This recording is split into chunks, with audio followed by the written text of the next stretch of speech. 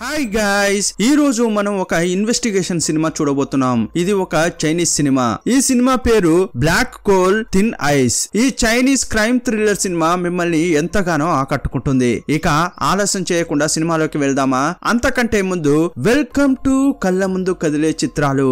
1999వ సంవత్సరంలో ఒక ట్రక్ బొగ్గు తీసుకుని వస్తోంది. ఆ బొగ్గు మధ్యలో ఏదో ఒకటి మూటలాగా పడి ఉంది. ఆ ట్రక్ చేరాల్సిన చోటుకు వెళ్ళింది. అప్పుడు ఒక కన్వేయర్ బెల్ట్ లో ఒక మిషన్ ఆ బొగ్గును వేస్తోంది. ఇప్పుడు ఆ బొగ్గు ఆ ఫ్యాక్టరీ లోపలికి వెళ్తోంది. బొగ్గుతో పాటు ఆ మూట కూడా వెళ్తోంది. అక్కడున్న వాళ్ళు చూసి దాన్ని చెక్ చేసినప్పుడే అది ఏంటనేది తెలిసింది. అది చూసి వీళ్ళు షాక్ అయిపోయారు. అదేంటంటే ఒక మనిషి యొక్క చేయి. విషయం తెలిసి ఒక డిటెక్టివ్ పోలీస్ అక్కడికి వచ్చాడు. ఇతని పేరు జాంగ్. అతడు పరిశోధన ప్రారంభించాడు. ఈ బొగ్గు ఎక్కడి నుంచి వస్తుందని అడిగితే మన ఊరికి పెద్ద ట్రైన్ లో వస్తుందని చెప్పారు. ట్రైన్ నుంచేని ఆ బొగ్గును ట్రక్ లో తీసుకొస్తారు. ఆ ట్రక్ లోనే ఈ చెయ్యి దొరికింది. అప్పుడు డిటెక్టివ్ ఏమంటున్నాడంటే, ఒక్క చెయ్యిని బట్టి మనం ఏం కనుగోగలం? వేరే ఏదైనా ఆధారం దొరికిందని వెతికి చూసారా అని అడుగుతున్నాడు. సార్, ఈ ఫ్యాక్టరీకి కేవలం చెయ్యి మాత్రమే వచ్చింది. ఇంకో ఫ్యాక్టరీకి కాలు వెళ్ళిందట, కానీ ముఖం దొరకలేదట. ముఖం దొరికితేనే కదా అతడు ఎవరనేది తెలిసేది అని ఆ డిటెక్టివ్ అంటున్నాడు. ఇదే టైంలో ఆ ఫ్యాక్టరీలో పనిచేసే ఒక ఆయన, సార్ ఇక్కడికి రండి అని పిలిచాడు. అక్కడ ఒక ఐడి కార్డు, రక్తంతో తడిసిపోయిన ఒక షర్టు దొరికింది. అయితే చనిపోయిన వ్యక్తి ఆ ఐడి కార్డ్ లో ఉన్న పర్సనే అయి ఉంటాడని వీళ్ళు అనుకుంటున్నారు. ఆ పర్సన్ యొక్క పేరు లియాంగ్. అలాగైతే లియాంగ్ అనే అతడు చనిపోయాడు.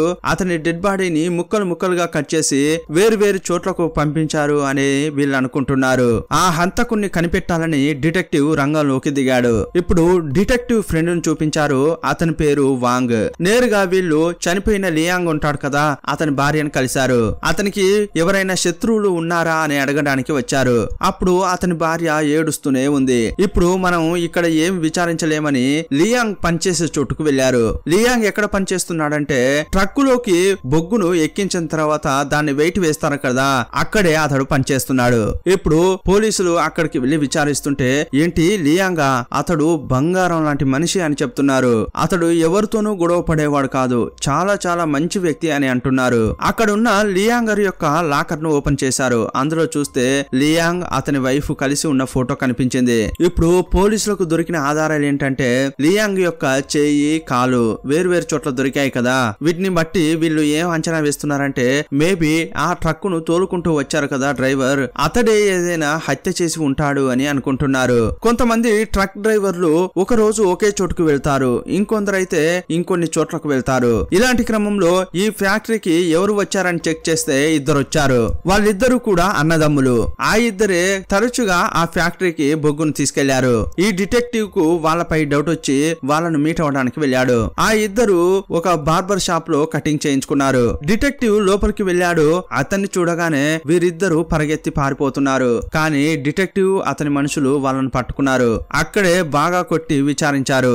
ఈ హత్యకు కారణం మీరే కదా అని అడుగుతున్నారు. అప్పుడు వాళ్ళకి ఏం మాట్లాడుతున్నారో అర్థం కావట్లేదు. వాళ్ళ యొక్క కోటును వీళ్ళు తీసి చూసే క్రమంలో అందులోంచి ఒక గన్ కింద పడింది. వెంటనే ఒక అతడు గన్ తీసి టప్పున ఎదురుగా ఉన్న అతన్ని కాల్ చేశాడు.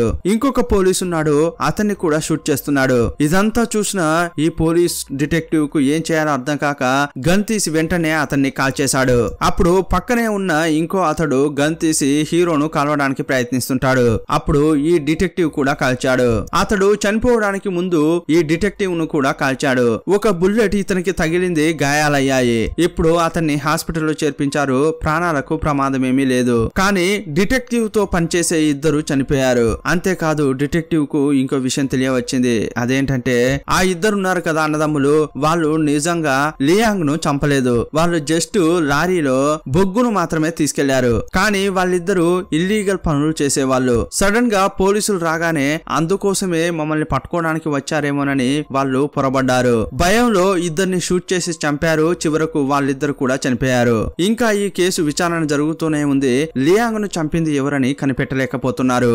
ఇప్పుడు చనిపోయిన లియాంగ్ యొక్క ఎముకలను తీసుకెళ్లి అతని భార్యకిచ్చారు. అతని భార్య ఒక లాండ్రీ షాప్ లో పనిచేస్తోంది. ఈ అస్థికలు తీసి ఇవ్వగానే ఆమె ఏం చేసిందంటే, లాండ్రీ ఎదురుగానే ఒక చెట్టు ఉంటుంది. ఆ చెట్టు కింద గొయ్యి తీసి ఆ అస్థికలను పాతిపెట్టింది. ఇదంతా చూసిన ఆ డిటెక్టివ్ చాలా బాధపడుతున్నాడు. అయ్యయ్యో, నేను ఈ కేసును సాల్వ్ చేయలేదు చేయలేకపోయానే అని మనసులో అనుకుంటున్నాడు. ఇక ఆ పనే వద్దని చెప్పి సెక్యూరిటీ పనికి వెళ్ళాడు. కానీ అక్కడ కూడా సరిగా పని చేయకుండా ఇప్పుడు చాలా దారుణంగా తయారయ్యాడు. 5 సంవత్సరాల తర్వాత 2004లో చూపించారు. ఒక రోజు రోడ్ లో ఒక పోలీస్ కార్ నిలబడింది. అది డిటెక్టివ్ కూడా చూశాడు. అందులో ఉన్నది ఈ డిటెక్టివ్ యొక్క ఫ్రెండ్ వాంగ్. ఏ వాంగ్, ఏం చేస్తున్నావు అని అంటుంటే, ఇదిగో చూడు, ఈ పని వద్దని వెళ్ళింది నువ్వే, నేను కాదు, నేను ఈ పనే చేస్తున్నా అంటున్నాడు. రీసెంట్ గా ఒక హత్య జరిగింది. సరిగ్గా ఇలాంటి హత్యలాగే 3 ఏళ్ల క్రితం ఒక హత్య జరిగింది. చనిపోయిన ఇద్దరికి ఎలాంటి సిమిలారిటీస్ ఉన్నాయని చెక్ చేసినప్పుడు వాళ్ళిద్దరూ ఒకే అమ్మాయిని పడేయడానికి ప్రయత్నించారు. ఆ అమ్మాయితో వాళ్ళు డేటింగ్ చేశారు. ఆ తర్వాత వాళ్ళు చనిపోయారు. అందువల్ల ఆ అమ్మాయిని మేము ఫాలో అవుతున్నామని వాంగ్ చెప్పాడు. అప్పుడు డిటెక్టివ్, ఆ హత్య ఎలా జరిగిందో నాకు కొంచెం వివరంగా చెప్తావా అని అడిగాడు. కిల్లర్ ఒక హత్య చేసి వేర్వేరు చోట్ల పడేశాడు. ఈ మాట వినగానే డిటెక్టివ్ కు ఒకటి అర్థమైంది. అచ్చం ఇలాగే 5 ఏళ్ల క్రితం లియాంగ్ అని ఒకతడు హత్య చేయబడ్డాడు. అతని కాళ్ళు చేతులుగా నరికేసి వేర్వేరు ఫ్యాక్టరీలో పడేశారు. మేబీ అదే కిల్లర్ ఈ హత్య కూడా చేసి ఉంటాడు. ఆ కిల్లర్ ను కనిపెట్టాలని 5 ఏళ్ల తర్వాత డిటెక్టివ్ ఇప్పుడు అనుకుంటున్నాడు. ఇంతకీ ఆ అమ్మాయి ఎవరనేది చూడాలి. ఆ అమ్మాయిని చూసి డిటెక్టివ్ షాక్ అయిపోయాడు. లియాంగ్ అని ఒకతడు చనిపోయాడు కదా, అతని భార్య ఈమె. ఇప్పుడే డిటెక్టివ్ కు ఒక విషయం అర్థమవుతోంది. మొదటిసారి చనిపోయింది ఎవరు? లియాంగ్, అంటే ఈ అమ్మాయి యొక్క భర్త. మొదట భర్తను చంపేశారు. ఆ తర్వాత ఆ అమ్మాయిని హుషారు చేయడానికి వచ్చిన ఇద్దరిని కూడా చంపేశారు. అలాగైతే ఆ కిల్లర్ కు ఈ అమ్మాయికి ఏదో సంబంధం ఉండి ఉంటుంది అని డిటెక్టివ్ అనుకుంటున్నాడు. ఆ అమ్మాయి పేరు వు. ఈ క్రమంలో హీరో ఆ డిటెక్టివ్ వాంగ్ కు ఏ విషయం చెప్పకుండా ఇతడు విడిగా ఇన్వెస్టిగేషన్ ప్రారంభించాడు. ఈ క్రమంలో వాంగ్ ఒక లేడీ ఇన్ఫార్మర్ ను కలిశాడు. ఆ లేడీ జనంలాగా కలిసిపోయి ఇన్ఫర్మేషన్ సేకరించి వీళ్ళకి చెప్తుంటుంది. ఆమెతో ఈ పోలీస్ ఆఫీసర్ వాంగ్ ఏం చెప్తున్నాడంటే, వు అనే అమ్మాయిని మేము ఫాలో అవుతున్నాం. ఆ అమ్మాయిని ఎవరైతే లవ్ చేస్తున్నారో వాళ్ళు మిస్టీరియస్ గా చనిపోతున్నారు. అలాగైతే ఆ అమ్మాయిని వేరే ఎవరో లవ్ చేస్తున్నట్లున్నారు. మేబీ ఆమె పనిచేసే లాండ్రీ షాప్ ఓనర్ అయి కూడా ఉండి ఉండొచ్చు. వాళ్ళిద్దరి మధ్య ఎలాంటి రిలేషన్షిప్ ఉందో మీరే కనిపెట్టాలి అని ఆమెకు చెప్తున్నాడు. అప్పుడు ఆ లేడీ కూడా ఓకే చెప్పింది. ఇంకోవైపు నేరుగా ఈ డిటెక్టివ్ లాండ్రీ షాప్ కు వెళ్ళాడు. తన కోట్ ఇచ్చి వాష్ చేయమని చెప్పాడు. ఆ తర్వాత ఊతో మాట్లాడడానికి ట్రై చేస్తున్నాడు. కానీ అతని వల్ల కావట్లేదు. సరే అని బయటకు వచ్చి ఆ షాపు బయటే వెయిట్ చేస్తున్నాడు. నైట్ టైం అయింది. పని ముగించుకుని ఊ వెళ్ళేటప్పుడు కూడా ఆమె వెనకే ఫాలో అవుతూ వెళ్తున్నాడు. రాత్రిపూట ఊ ఇంటికి ఎవరైనా వస్తున్నారా అని చెక్ చేస్తున్నాడు. కానీ అలా ఎవరూ రాలేదు. మరుసటి రోజు అయింది. ఈ డిటెక్టివ్ తన ఇచ్చిన షర్టును తీసుకోవడానికి వచ్చాడు. కానీ ఎలాగైనా మాట కలపాలి. అందువల్ల ఏం చేస్తున్నాడంటే కోట్ తీసుకుని బయటకు వచ్చి తన పళ్ళతో ఆ బటన్ ను లాగేశాడు. ఇదిగో చూడండి, మీరు పిండడంతో ఆ బటన్ బయటకు వచ్చింది. అప్పుడు ఆ లాండ్రీ షాప్ ఓనర్ ఏమంటున్నాడంటే, మీరేం బాధపడకండి, దాన్ని నేను కుట్టిస్తాను కదా అని తీసుకున్నాడు. అందువల్ల ఈ డిటెక్టివ్ కు కొంచెం టైం దొరికింది. ఈ టైంలో ఆ ఓనర్ తో మాట కలుపుతున్నాడు. ఈ షాప్ లో పనిచేస్తుంది ఒక అమ్మాయి. ఆమె మీ వైఫా అని అడుగుతున్నాడు. లేదు లేదు సార్, ఆమె ఈ షాప్ లో పనిచేస్తోంది అని ఓనర్ చెప్తున్నాడు. లేదు సార్, ఆమె ఒక లాగా శోకంగా ఉంది కదా, అందుకే అడుగుతున్నా అంటుంటాడు. అప్పుడు ఆ ఓనర్ ఏం చెప్తున్నాడంటే, 5 ఏళ్ల క్రితం ఒక డబ్బున్న ఆయన ఇక్కడికి వచ్చాడు. అతని కోటును ఉతికేటప్పుడు దాన్ని డ్యామేజ్ చేసింది. అది చూసిన ఆ ధనవంతుడు యూను చాలా టార్చర్ చేశాడు. పాపం ఆ అమ్మాయి చాలా భయపడిపోయింది. ఇది చాలదన్నట్లు కొన్నేళ్ల క్రితం వు యొక్క భర్త లియాంగ్, అతడు కూడా చనిపోయాడు. అతడు చనిపోయిన తర్వాత ఈ అమ్మాయి ఎవరితో పెద్దగా మాట్లాడకుండా పనికి వస్తుంది, వెళ్ళిపోతుంది, అంతే అని అంటుంటాడు. ఇంకోవైపు వు క్లీన్ చేస్తున్నట్లే వచ్చి ఒక లెటర్ ఏదో రాసి డిటెక్టివ్ కు ఇచ్చింది. అందులో ఏముందంటే, నా వెనక రావద్దు అని రాసి ఉంది. అదే టైంలో ఆ ఓనర్ దాన్ని కుట్టేసి ఆ చీటిని చూసేలా వస్తున్నాడు. సడన్ గా డిటెక్టివ్ దాన్ని తీసేశాడు. కోటును తీసుకుని బయటకు వచ్చాడు. ఈ డిటెక్టివ్ ఆ అమ్మాయిని ఫాలో అవుతున్న విషయం ఆ అమ్మాయికి తెలిసింది. అయినా కూడా వదలకుండా డిటెక్టివ్ ఆమెను ఫాలో అవుతున్నాడు. ఆ టైంలో మంచు పడుతోంది. రోడ్డు అంతా మంచే ఉంది. ఆ షాప్ లో పనిచేసిన తర్వాత ఏవైనా దుస్తులు డెలివరీ చేసేదుంటే వాటిని డెలివరీ ఇచ్చేసి ఇంటికి వెళ్తుంది. అలాగే ఇప్పుడు కూడా ఒక ఇంట్లో డెలివరీ చేసి తన ఇంటికి వెళ్తోంది. ఇదంతా కూడా డిటెక్టివ్ చూసి మళ్ళీ తన స్కూటర్ తీసుకోవడానికి వెళ్తున్నాడు. అప్పుడు తన స్కూటర్ పక్కన కాలి గుర్తులు ఉన్నాయి. అది చూడగానే ఇతనికి డౌట్ వచ్చింది. చుట్టుపక్కల ఎవరూ లేరు. ఈ స్కూటర్ ను అతడు ఇక్కడ వదిలినప్పుడు కాలు అచ్చులు ఏమీ లేవు. తిరిగి స్కూటర్ ను మళ్ళీ తీద్దామని చూస్తే ఇక్కడ కాళ్ళు అచ్చులు ఉన్నాయి. అలాగైతే అలాగైతే ఎవరో నన్ను ఫాలో అవుతున్నారు, తప్పకుండా అది కిల్లరే అయి ఉంటాడు. ఎందుకంటే వెనుక ఎవరెవరైతే పడుతున్నారో వాళ్ళనే ఆ కిల్లర్ చంపుతున్నాడు. ఈ పరిస్థితిలో ఆమెను హుషారు చేయడానికి నేను ట్రై చేస్తున్నానని ఆ కిల్లర్ కు తెలిసి ఉంటుంది. ఇప్పుడు అతడు నన్నే చంపాలని అనుకుంటున్నాడేమో, ఇదే నాకు కావాలి అని ఆ డిటెక్టివ్ అనుకుంటున్నాడు. ఎందుకంటే ఆ కిల్లర్ చంపడానికి వచ్చినప్పుడు అతన్ని పట్టుకోవాలనేది ఇతని ప్లాన్. ఇంకోవైపు డిటెక్టివ్ యొక్క ఫ్రెండ్ వాంగ్ ఉంటాడు కదా, ఆయనకు ఆ లాండ్రీ షాప్ ఓనర్ పైనే డౌట్ గా ఉంది. అందువల్ల ఆ ఓనర్ ను అతడు ఫాలో అవుతున్నాడు. ఆ ఓనర్ ఒక ట్రక్ లో వెళ్తున్నాడు. ఆ ట్రక్ లోంచి ఒక అమ్మాయి దిగింది. వెంటనే వాంగ్ ఆ లేడీని పట్టుకుని, నువ్వు ఆ ట్రక్ లోంచి దిగొస్తున్నావు కదా, ఆ ట్రక్ లో ఉన్న ఓనర్ కు నీకు ఏంటి సంబంధం, మర్యాదగా చెప్పు అని అడుగుతున్నాడు. నేను ఒక సూపర్ మోడల్ ని, చాలా డిఫరెంట్ దుస్తులు వేసుకోవాలని నేను అనుకుంటాను. అతని లాండ్రీ షాప్ కు ఇప్పుడు నేను వేసుకున్నానే డ్రెస్ ఇలాంటివే చాలా వస్తుంటాయి. అతడు ఊరికే నన్ను ఆ డ్రెస్ లను వేసుకొని ఇస్తాడు. అప్పుడు వెంటనే పోలీసులు, ఊరికే నిన్ను వేసుకొని ఇచ్చాడంటే బదులుగా నువ్వు డబ్బులు ఇస్తావా అని అడుగుతున్నాడు. అప్పుడు ఆ అమ్మాయి, నేను డబ్బు ఇవ్వను, నన్ను నేనే అర్పించుకుంటా అంటోంది. ఇప్పుడు పోలీసులు ఏమనుకుంటున్నారంటే మనం అనుకున్నట్టుగానే ఆ ఓనర్ చాలా దుర్మార్గుడే, తప్పకుండా అతన్ని ట్రేస్ చేసి ఏదైనా ఒక ఆధారాన్ని కనిపెట్టాలని అనుకుంటున్నారు. వాంగు అతని టీము అందుకోసం ఏర్పాట్లు చేస్తున్నారు. వీళ్ళు అనుకున్నట్లుగానే ఆ ఓనర్ చాలా మోసమైన వాడిలాగే ఉన్నాడు. ఎందుకంటే అతడు ఇప్పుడు ఊను అబ్యూజ్ చేయడానికి ప్రయత్నిస్తున్నాడు. కానీ ఆమెకు అది అస్సలు నచ్చలేదు. కానీ వేరే దారి లేక ఆమె గమ్మున అలాగే ఉండిపోయింది. అదే టైంలో షాప్ లోపలికి డిటెక్టివ్ వచ్చాడు. అతడు కూడా అది చూశాడు. వెంటనే ఆ ఓనర్ ఆమెను వదిలేశాడు. నేరుగా డిటెక్టివ్ దగ్గరికి వచ్చింది. ఇప్పుడు డిటెక్టివ్ మళ్ళీ ఒక డ్రెస్ ను వాషింగ్ కి ఇచ్చాడు.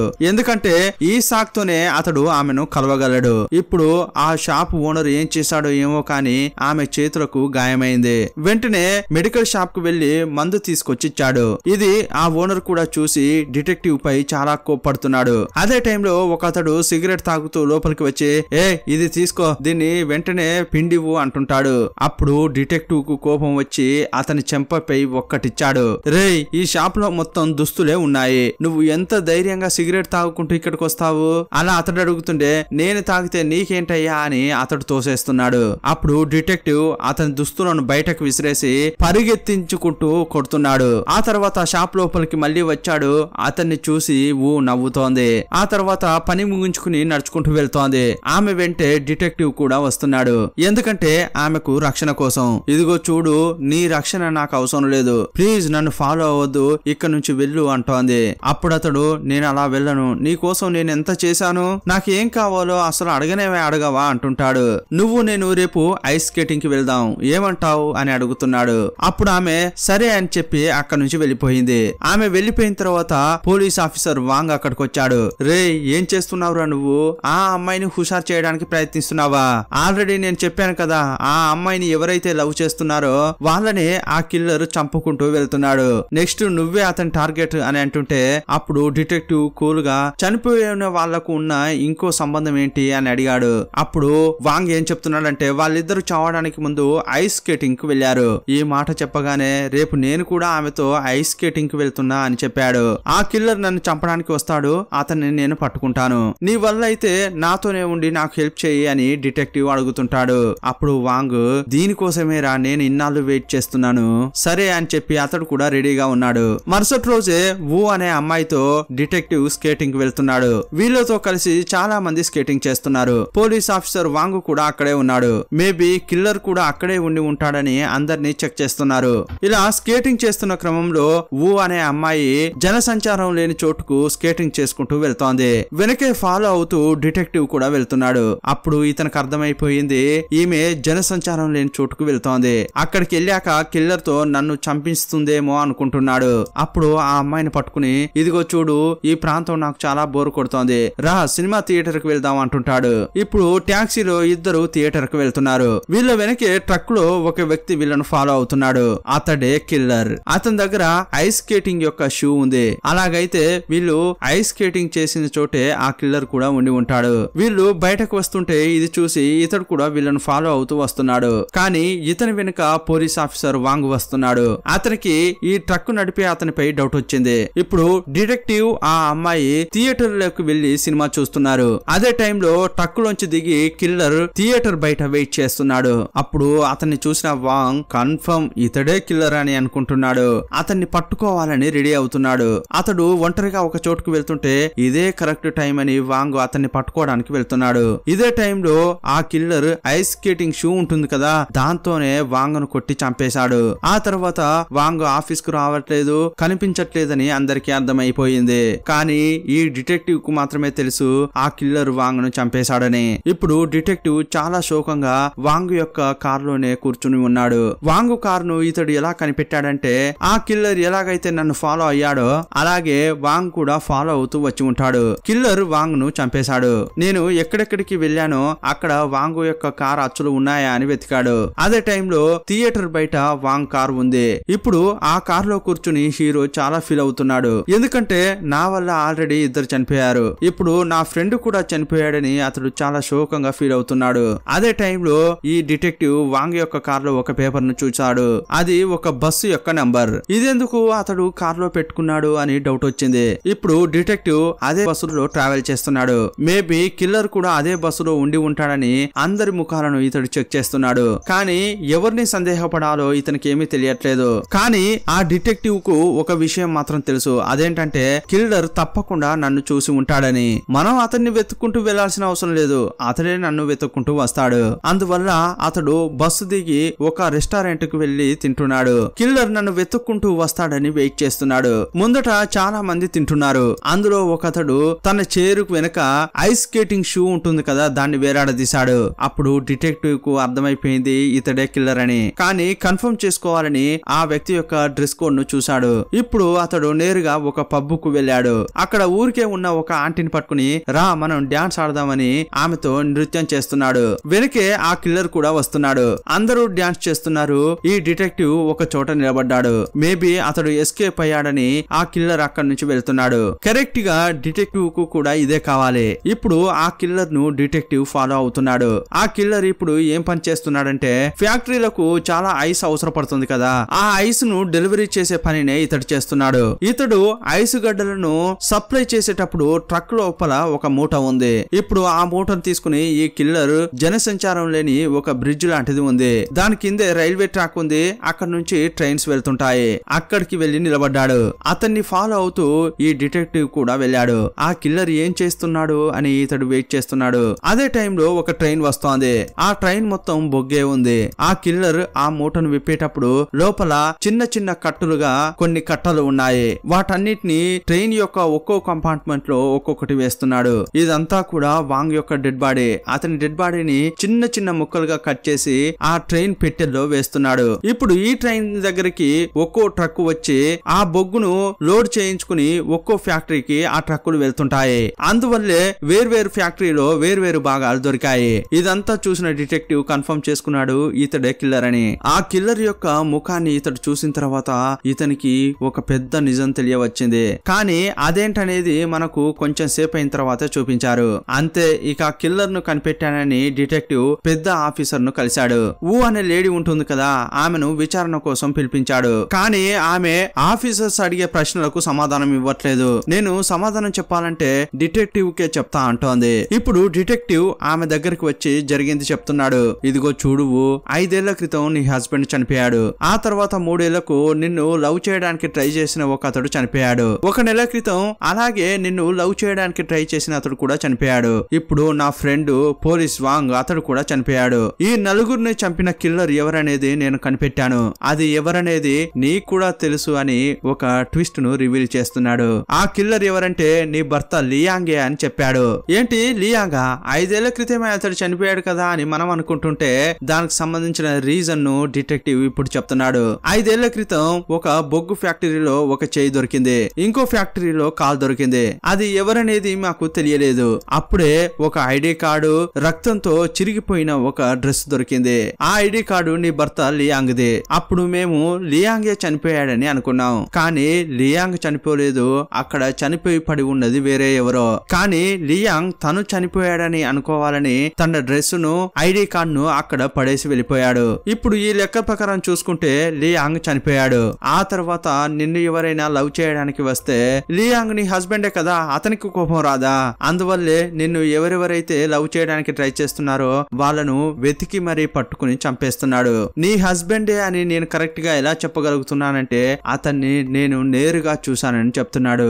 ఈ మాట వినగానే వు షాక్ అయిపోయింది. ఇదిగో చూడు, నేను చెప్పేది విను. నీ హస్బెండ్ ను పట్టుకోవడానికి నాకు హెల్ప్ చెయ్యి, లేదంటే అతన్ని కుక్కను కాల్చినట్టు కాల్చి చంపేస్తారు అని అంటుంటాడు. అప్పుడు వు ఏమంటుందంటే అతన్ని పట్టుకోవడానికి నేను హెల్ప్ చేస్తాను, కానీ చంపొద్దు అని బతిమలాడుతోంది. లియాంగ్ బయటకు రావాలంటే అతని వైఫ్ కాల్ చేస్తేనే వస్తాడు. ఇప్పుడు వు లియాంగ్ కు కాల్ చేసింది. అతడు కూడా వచ్చి మీట్ అవుతున్నాడు. పోలీసులు అతన్ని రౌండ్ అప్ చేస్తున్నారు. లియాంగ్ ఇప్పుడు వచ్చి తన భార్యను చూస్తున్నాడు. అప్పుడు వు సారీ అని చెప్తోంది. లియాంగ్ ఎస్కేప్ కావాలని పరిగెత్తుతున్నాడు. పోలీసులు పట్టుకోవాలని ట్రై చేస్తున్నారు. వాళ్ళ వల్ల కావట్లేదు. వేరే దారి లేక లియాంగ్ ను షూట్ చేసి చంపేశారు. ఇప్పుడు నిజమైన లియాంగ్ యొక్క అస్థికలను వుకి ఇచ్చారు. ఆమె కూడా వాటిని తీసుకుని వెళ్తోంది. ఇలాగోలా చేసి డిటెక్టివ్ ఈ కేసును క్లోజ్ చేశాడు. కానీ అతనికి ఒక పెద్ద ప్రశ్న మిగిలిపోయింది. ఆ లియాంగ్ మొదటిసారి ఒకరిని చంపాడు కదా, అతడు ఎవరు, ఎందుకోసం లియాంగ్ అతన్ని చంపేశాడు? ఈ విషయం చివరి వరకు తెలియనే లేదు. మేబీ ఊకు తెలిసి ఉంటుందేమోనని ఆమెను చూడ్డానికి వెళ్ళాడు. కానీ ఆమె చాలా కోపంలో ఉంది. అతన్ని ప్రాణాలతో పట్టుకుంటామని చెప్పారు. అతడు కనీసం ప్రాణాలతో ఉండి ఉంటే తిరిగి వస్తాడనే నమ్మకంతో ఉండేదాన్ని. కానీ ఇప్పుడు అతడు చనిపోయాడు అని చాలా బాధపడుతోంది. అప్పుడు డిటెక్టివ్ ఓదార్చాడు. ఆ తర్వాత వీళ్ళు లాండ్రీ షాప్ కు వచ్చారు. అక్కడ ఆల్రెడీ కొంతమంది పోలీసులు ఉన్నారు. మొట్టమొదటిసారిగా ఒకరు చనిపోయారు. వాళ్ళ అస్థికలను ఈమెకిచ్చారు కదా, ఆ అస్థికలు మీ దగ్గర ఉన్నాయా? అతడు ఎవరో మేము కనిపెట్టాలి అని పోలీసులు అడుగుతున్నారు. అప్పుడు ఆమె అతని అస్థికలను నేను సముద్రంలో కలిపేశానని అబద్ధం చెప్పింది. సరే, ఇంకొన్ని ప్రశ్నలున్నాయి, వచ్చి వాటికి సమాధానం చెప్పండి అని అడుగుతుంటారు. ఊ కూడా అక్కడికి వెళ్ళింది. ఇప్పుడు డిటెక్టివ్ షాప్ లోపలికి వెళ్లి ఆ ఓనర్ తో మాట్లాడుతున్నాడు. ఇదే టైంలో ఆ ఓనర్ ఎదురుగా ఉన్న చెట్టును చూస్తూ దాన్ని నరికేయాలి, దాని కొమ్మలు షాపు పైకి వస్తున్నాయని చెప్పాడు. అప్పుడే డిటెక్టివ్ కు ఒక విషయం గుర్తుకు వచ్చింది. మొదటిసారి లియాంగ్ యొక్క అస్థికలని చెప్పి ఆమెకు కొన్ని ఇచ్చారు. వాటిని ఆమె ఆ చెట్టు కిందే పాతి పెట్టింది. కానీ ఇప్పుడు ఆఫీసర్స్ అడిగినప్పుడు వాటిని సముద్రంలో కలిపేశానని అబద్ధం చెప్పింది. ఇదంతా ఆలోచించి ఇంకా ఆమె ఏదో విషయం దాస్తోందని ఇతడు అనుకుంటున్నాడు. ఇప్పుడు షాప్ లోపలికి వెళ్లి చూస్తే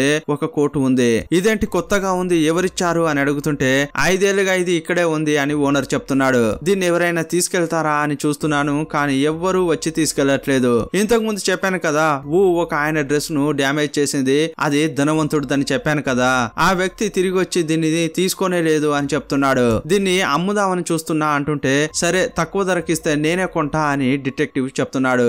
డబ్బు తీసుకుని ఆ డిటెక్టివ్ కి దాన్ని అమ్మేశాడు. ఆ డ్రెస్ లోపల ఒక విజిటింగ్ కార్డు ఉంది. వెంటనే డిటెక్టివ్ అక్కడికి వెళ్లి చూస్తే అక్కడ ఒక ధనవంతుడు ఉన్నాడు. ఈ కోటు మీద అని అడుగుతుంటే ఇది నాది కాదు, కానీ ఈ కోటును నేను చూశాను, అతడు కూడా పెద్ద ధనవంతుడే, అతన్ని చూసి చాలా ఏళ్ళయింది, అతనికి ఒక విజిటింగ్ కార్డు ఇచ్చాను, అతడు దాన్ని ఇంకా భద్రంగా పెట్టుకున్నాడా అని అతడు అంటున్నాడు. అప్పుడు డిటెక్టివ్ నిజంగా అతడు ఎవరో నాకు తెలియదు, అయితే మీరు చెప్పండి అతడు ఎవరు అని అడుగుతున్నాడు. ఇప్పుడు ఇతడు ఆ ధనవంతుడి యొక్క అడ్రస్ చెప్పాడు. ఇప్పుడు నేరుగా అక్కడికి వెళ్ళాడు. అక్కడ చూస్తే ఒక లేడీ ఉంది. ఆమె దగ్గరికి వెళ్లి డ్రెస్ ఇచ్చాడు. ఆ డ్రెస్ ను చూసిన ఆమె ఇది ఆయనదే, ఇది నా భర్తదే, కానీ అతని గురించి మాట్లాడడానికి నాకు ఇష్టం లేదంటోంది. లేదు మేడం, ఇంతకీ ఆయన ఏం చేశారు అని డిటెక్టివ్ అడుగుతుంటే అతడు ఒక చిన్న అమ్మాయిని చూసి ఆమెను హుషారు చేసి ఆమెతో పారిపోయాడు. అతడు ఎక్కడున్నాడో తెలియట్లేదు, 5 ఏళ్ళు అయింది, నన్ను వదిలేసి వెళ్ళాడంటే నా దగ్గర ఏం లేదు అని ఆమె బాగా ఏడుస్తోంది. ఇప్పుడు సుమారుగా డిటెక్టివ్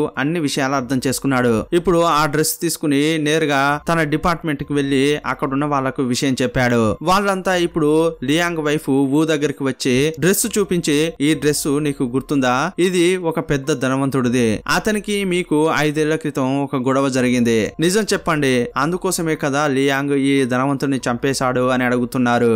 అప్పుడు ఊ ఏడ్చుకుంటూ ఒక విషయం చెప్తోంది. ఇప్పుడు ఇంకో ట్విస్ట్ ఇచ్చింది. ఆ ధనవంతుడు డ్రెస్ ను తీసుకొచ్చి లాండ్రీ షాప్ లో ఇచ్చాడు. నేను దాన్ని శుభ్రం చేశాను, ఒక మిస్టేక్ వల్ల అది నాశనం అయిపోయింది. ఆ డ్రెస్ చాలా ఖరీదైంది. అతడు డబ్బు అడిగాడు, నేనే పని చేస్తున్నాను, అంత డబ్బును నేనెలా ఇవ్వగలను, ఏం చేయాలో నాకు అర్థం కాక చాలా భయపడ్డాను. అప్పటి నుంచి ఆ ధనవంతుడు నన్ను బెదిరించడం స్టార్ట్ చేశాడు. చివరగా నన్ను అబ్యూజ్ చేయడానికి కూడా ప్రయత్నించాడు. కోపం తట్టుకోలేక ఆ ధనవంతుణ్ణి నేనే చంపా అని ఈమె ఒక ట్విస్ట్ ఇచ్చింది. అలాగైతే లియాంగ్ ఆ హత్య చేయలేదా అని అడుగుతున్నారు. లియాంగ్ కు దీనికి ఎలాంటి సంబంధం లేదు, నేను ఆ ధనవంతుణ్ణి నా చేతులతో చంపేశాను. భయంలో ఏం చేయాలో తెలియక లియాంగ్ కు విషయం చెప్పాను. లియాంగే నేను చేసిన హత్యను దాయడం కోసం ఆ వ్యక్తి వ్యక్తిని ముక్కలు ముక్కలుగా నరికి ఒక్కో ముక్కను ఒక్కో ఫ్యాక్టరీకి పంపించాడు. ఎలాగైనా చేసి పోలీసులు కనిపెట్టి నా దగ్గరికి వస్తారని తెలుసుకున్న లియాన్ చనిపోయింది ఆ ధనవంతుడు, కానీ